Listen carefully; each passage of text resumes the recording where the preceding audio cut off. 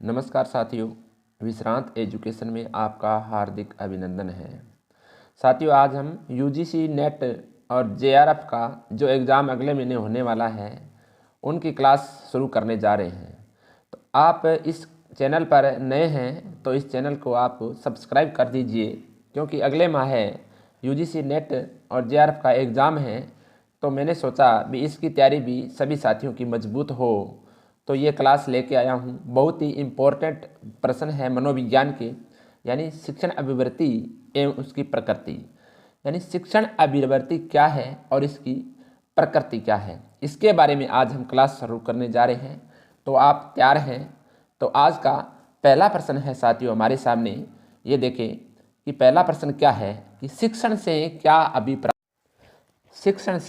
क्या अभिप्राय है। हमारे पास चार ऑप्शन हैं। ए, सीखने में सहायक। बी, शिक्षण की अंतः प्रक्रिया। सी, सीख देना। और डी, इनमें से कोई नहीं।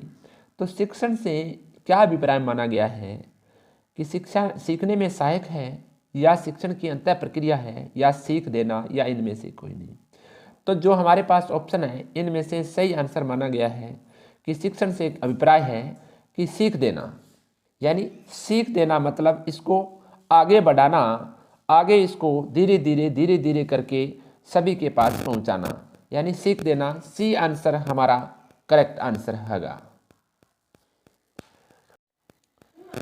दूसरा प्रश्न है, शिक्षा का मूल उद्देश्य व्यक्ति के नैतिक एवं बौद्धिक सद्गुणों का आधार बनाना है। यह कथन किसका है? यानी शिक्षा का मूल उद्देश्य व्यक्ति के नैतिक एवं बौद्धिक सद्गुणों का आधार बनाना है। यह कथन किसके द्वारा दिया गया है? तुम्हारे पास ऑप्शन है अरस्तु, सुकरात, जॉन डीवी और टेलर। तो इन चार ऑप्शनों में से हमारा आंसर सही है, ए ऑप्शन सही है, अरस्तु। अरस्तु ने कहा था कि शिक्षा या नैतिक एवं बौद्धिक सद्गुणों का आधार बनाती है। तो यह कथन किसका माना गया है? अरस्तु हमारा सही आंसर रहेगा साथियों। अगले प्रश्न की ओर चलते हैं। तीसरा प्रश्न है, यानी ये परिभाषाएं हैं, परिभाषाएं एग्जाम में पूछी जाती है। तो तीसरा प्रश्न हमारा क्या है कि शिक्षण वह संस्था है जिसका केंद्रीय तत्व ज्ञान का संग्रह करना है। यह कथन किसका है? तो चार ऑप्शन हैं, स्मिथ का, बी गेज का, सी फिलिप्स का और डी रेमंड का। तो ये परिभाषा दी गई है कौन से मनोवैज्ञानिक द्वारा? ये परिभाषा दी गई है कि शिक्षण वह संस्था है जिसका केंद्रीय तत्व ज्ञान का संग्रह करना है।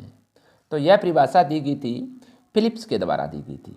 तो फिलिप्स के द्वारा क्या परिभाषा दी गई कि शिक्षण वह संस्था है जिसका केंद्रीय तत्व ज्ञान का संग्रह करना है, ज्ञान को इकट्ठा करना है। चलते हैं अगले प्रश्न की ओर। चौथा प्रश्न है आज का, शिक्षण की प्रकृति कैसी होती है? बहुत ही अच्छा प्रश्न है, बार बार पूछा जाने वाला प्रश्न है कि शिक्षण की प्रकृति कैसी होती है। ए में है उद्देश्यपूर्ण, बी उपचारात्मक, सी विकासात्मक, डी ये सभी। तो देखें हमारे पास तीन ऑप्शन दिए गए हैं, ये तीनों भी सही है। यानी शिक्षण की प्रकृति उद्देश्यपूर्ण भी होती है, उपचारात्मक भी होती है, विकासात्मक भी होती है। तो हमारा आंसर सही होगा डी, यानी ये सभी उद्देश्यपूर्ण, उपचारात्मक और विकासात्मक तीनों ही हमारे सही है। इसलिए हमारा आंसर सही रहेगा, डी करेक्ट आंसर रहेगा साथियों। पांचवा प्रश्न है, निम्न में से कौन एक शिक्षण प्रक्रिया की ओर संकेत नहीं करता? जो नहीं करता प्रश्न में आता है, नहीं के नीचे अंडरलाइन कर लेना चाहिए जिस पर हमारा फोकस रहे कि निम्न में से कौन सा एक शिक्षण प्रक्रिया की ओर संकेत नहीं करती है। तो ए में है व्यावसायिक प्रक्रिया, बी सतत प्रक्रिया, सी अंतः प्रक्रिया और डी सामाजिक प्रक्रिया। तो कौन एक शिक्षण प्रक्रिया की ओर संकेत नहीं करती है? तो हमारा आंसर रहेगा ए व्यावसायिक प्रक्रिया। सतत प्रक्रिया यानी शिक्षण सतत चलने वाली प्रक्रिया है। सी अंतः क्रिया यानी अंतः प्रक्रिया का प्रतिफल है, ये भी सही है। सामाजिक प्रक्रिया है, समाज में जितना हमें शिक्षण प्रक्रिया को बढ़ा रहे हैं जितना ही ज़्यादा बढ़ेगा। तो बी, सी और डी तो सही है, लेकिन व्यावसायिक प्रक्रिया ये नहीं है। तो शिक्षण प्रक्रिया की ओर संकेत नहीं करती है व्यावसायिक प्रक्रिया, ये नहीं करती है। तो ए हमारा आंसर रहेगा इन यानी ऑप्शनों में से। तो हमारा ए सही आंसर है। अब चलते हैं अगले छठे प्रश्न की ओर। छठा प्रश्न है, शिक्षण एक त्रिध्रुवीय प्रक्रिया है क्योंकि इनमें 3 ध्रुव है। कौन कौन से हैं? ए में है छात्र, शिक्षक और पाठ्यक्रम। बी में है छात्र, विद्यालय और शिक्षक। सी में है प्राचार्य, विद्यालय और शिक्षक। डी में है अध्ययन, पाठ्यक्रम और छात्र। तो देखें, शिक्षण एक त्रिध्रुवीय प्रक्रिया है। तो इसमें 3 ध्रुव कौन कौन से हैं? छात्र है, शिक्षक है और पाठ्यक्रम है। यानी छात्र, शिक्षक और पाठ्यक्रम तीनों के यानी अंतःक्रिया है ये। यानी छात्र सीखने वाला होता है, शिक्षक सिखाने वाला होता है, पाठ्यक्रम हमारी पाठ्य वस्तु है जिसमें से हमारे को सारा ज्ञान दिया जाता है। तो शिक्षण प्रक्रिया करवाई जाती है पाठ्यक्रम में से। तो इन तीनों की भूमिका रहती है, छात्र, शिक्षक और पाठ्यक्रम। ये हमारा आंसर सही रहेगा साथियों। चलते हैं अगले प्रश्न की ओर। निम्नलिखित में से कौन सा कथन शिक्षण की प्रकृति को दर्शाता है? यानी शिक्षण की प्रकृति कैसी होती है, कौन सा कथन इसमें से हमारे को सही एवं स्टिक लगता है? ए, यह एक विज्ञान है, यह एक कला है। यह विज्ञान एवं कला दोनों हैं। ये न तो कला है और न ही विज्ञान है। देखिए, ए ऑप्शन में सही है, यह एक विज्ञान है।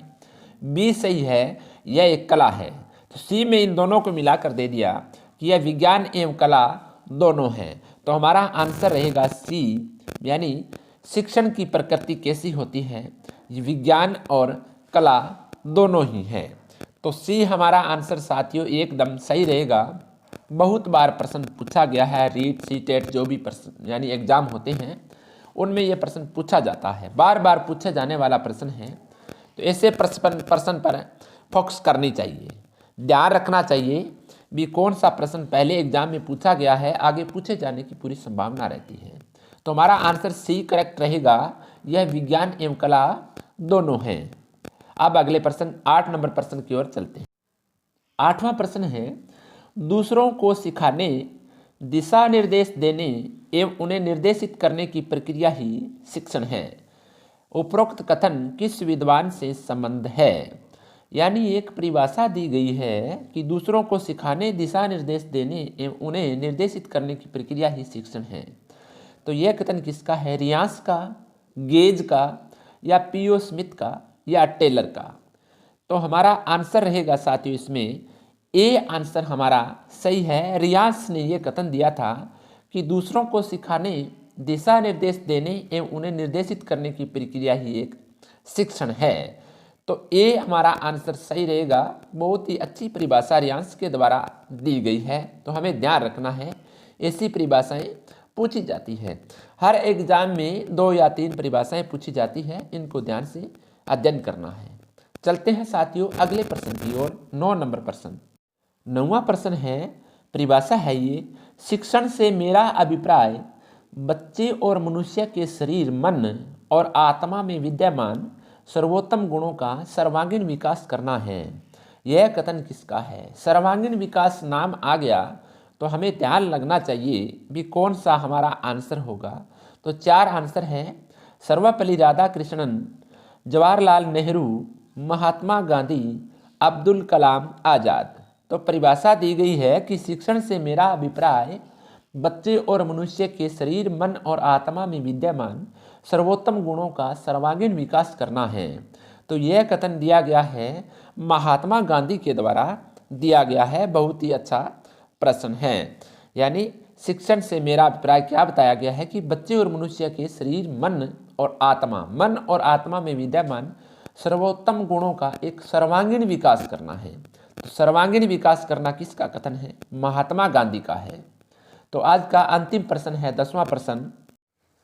10वां प्रश्न है, शिक्षा को मनुष्य और संपूर्ण समाज का निर्माण करना चाहिए। इस कार्य को किए बिना शिक्षा अपूर्ण कहलाती है। यह कथन किसका है? यानी ये परिभाषा किसके द्वारा दी गई है?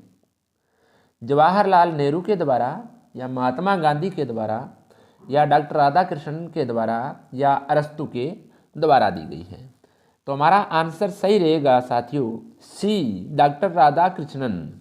तो डॉक्टर राधाकृष्णन ने परिभाषा दी कि शिक्षा को मनुष्य और संपूर्ण समाज का निर्माण करना चाहिए। इस कार्य को किए बिना शिक्षा अपूर्ण कहलाती है।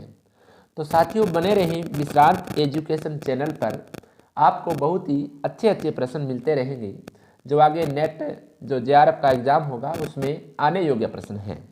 तो साथियों आप इस चैनल पर नए हैं तो इस चैनल को सब्सक्राइब कीजिए और अन्य साथियों के पास भी शेयर करना न भूलें। अब हम अगली क्लास में मिलेंगे, तब तक साथियों जय हिंद, राम राम, धन्यवाद।